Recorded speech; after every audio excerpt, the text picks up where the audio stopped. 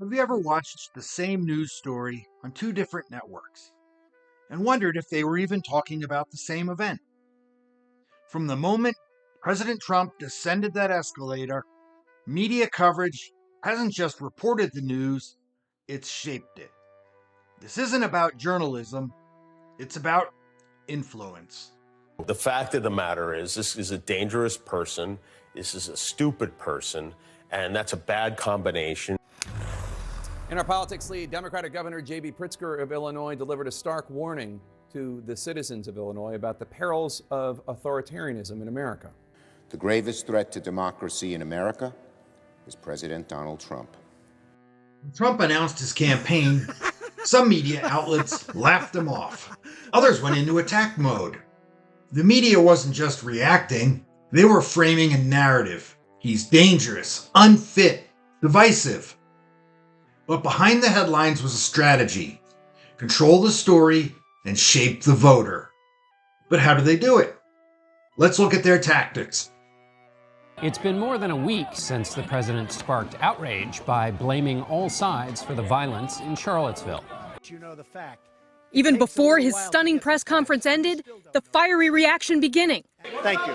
Swift condemnation from so many corners of American life. Celebrities and sports stars weighing in. LeBron James writing on Twitter, hate has always existed in America. Yes, we know that.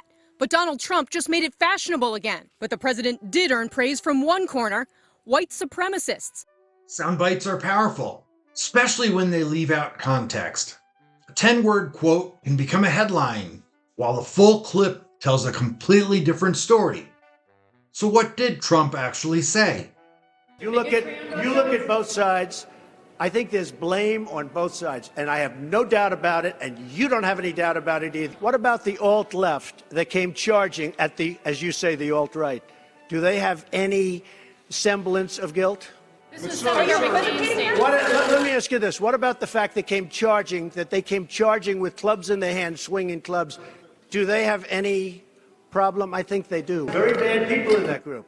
But you also had people that were very fine people on both sides.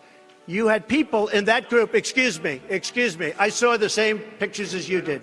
You had people in that group that were there to protest the taking down of, to them, a very, very important statue. Word choice matters. Saying Trump speaks versus Trump lashes out triggers a different reaction, even if he said the same thing. Look at these headlines. Do you think they're fair? Some stories are buried. Others are broadcast on a loop. If it helps the narrative, it leads. If it hurts, it disappears. And here's the real impact. It changes how people vote. If you look at these two examples, the media buried Hunter Biden's laptop story because it was fake news. And they also treated Joe Biden far differently than they did Donald Trump when it came to classified documents being found at both their homes. This kind of framing isn't about facts, it's about control. And when major networks all move in the same direction, it's not journalism, it's coordination.